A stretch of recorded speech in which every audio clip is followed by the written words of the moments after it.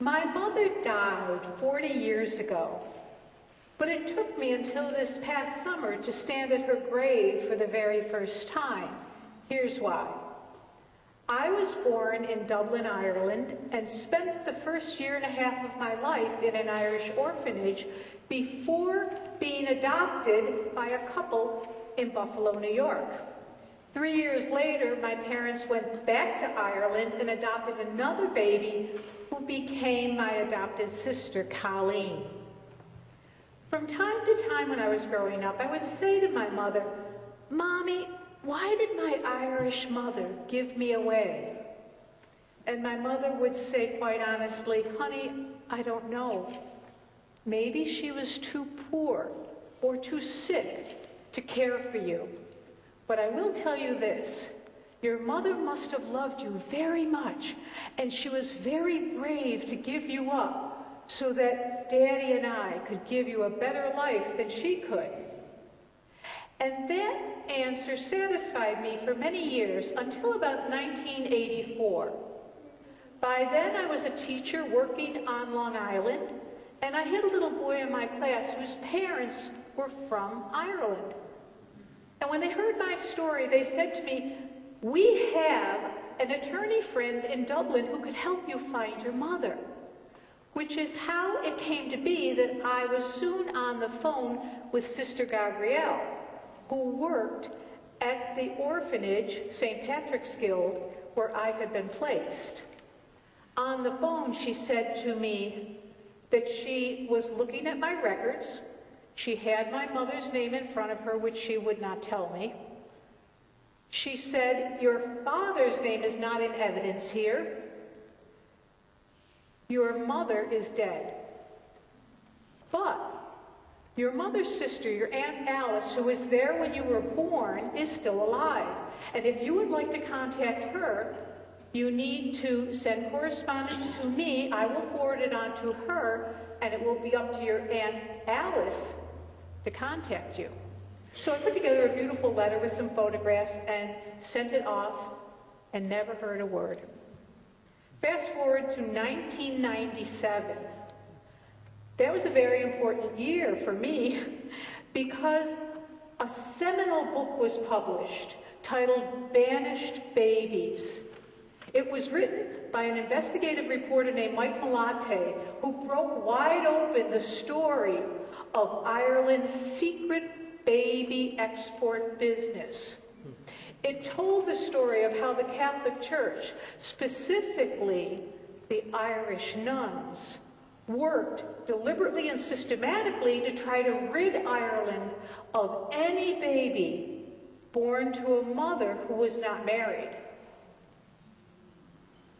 In order to do this, to have these girls give up their babies, they shamed them and shunned them, enslaved them, and in some cases even tortured them. And these young women had no choice but to give their babies up, whether they wanted to or not. The book also said that Irish orphanages often lied to adoptees trying to find their parents, telling them that their parents were dead when they knew full well they weren't. In 1997, my life was very busy. I had 2 young children, a very busy freelance writing business. I had a husband and a home, and what I didn't have was time to reopen my search. Fast forward to 2011. By now, the landscape of my life looked quite different. I was divorced. I owned my own home on Long Island. My little children were now young adults. And I had reunited with my high school sweetheart, Paul Mank, who was living in Battle Creek. And for many years, Paul and I were enjoying a long-distance relationship. The other thing that happened by then was that my sister had found her mother, Kathleen. And Kathleen told my sister that for 6 months she tried desperately to keep her. But she couldn't get a job. No one would rent her a flat. No one would help her. And so with a broken heart, She gave her baby up to the nuns at that point in time, and she said that the whole thing was so devastating that she never got married, never had any more children, and never forgot Colleen, even for a day. Kathleen said to my sister, "Have Mary Beth try again." Ireland is different now. And so I sent an email off. And a couple days later, I got a phone call. "Hello, Mary Beth. This is your cousin Terry from Dublin. Your mother was me godmother. Unfortunately, your mother has passed, but you have a big Irish family over here, Mary Beth. When are you gonna come and meet us?" So I told Paul about this, who was in Battle Creek while I'm on Long Island, and he said, "You have to go." But I was a victim of the recession, and I said, "Paul, I don't have the money to go to Ireland." He said, "I'll take you, sweetheart." And I said, "Well, thank you, but I'd really like to go when I can take my 2 kids. He said, "I'll take them too." And so off we went to Ireland. And we stayed with my cousin Terry and his lovely wife, Marie. They had a big family reunion for me. And my family, my mother's family, knew my father's family. And my cousin Dermot and his wife Anne had another big reunion for my father's side of the family. I learned there were 7 siblings at my mother's generational level. All had passed but one, my Aunt Ethel, who was 90 years old. But as it turned out, it was Ethel, not Alice, who was there when I was born.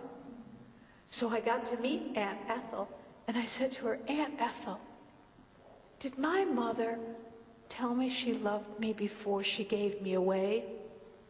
And my Aunt Ethel said, "Your mother never saw you. She turned her head." And I said, "Well, I know she must have been very brave." And she said, "Your mother was terrified." So on the plane home, I now had a heart full of love for all of my Irish relatives and a better understanding of what my mother went through. And once I got back on Long Island, I had some of my own challenges. I went through bankruptcy and lost my home to foreclosure. And Paul said to me, "Sweetheart, come and live with me." So he rented me a moving van and moved me lock, stock, and barrel to Battle Creek. But I wasn't even here a year before my beautiful Paul was diagnosed with pancreatic cancer. 18 months later, Paul passed. The day after he passed, my Irish relatives were reaching out with invitations. Terry and Marie said, "Come."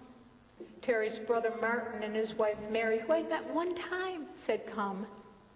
Aunt Ethel's son and his partner Penny, who I'd never met, said, "Come and visit, stay with us. Let us take care of you." But I was in no shape to get on a plane after Paul passed. It took me another 1.5 years before I could collect myself to get there. And I went there this summer and again felt enveloped by my Irish family's love. Terry said to me, "Mary Beth, I did a bit of research on your mother. I found her grave. Would you like to go visit it? No pressure." Now, I don't believe our loved ones are in the grave. I believe they live on, but I don't believe they're in the grave. But out of love and respect for Terry, I said, "Okay, Terry, I'll go and see my mother's grave."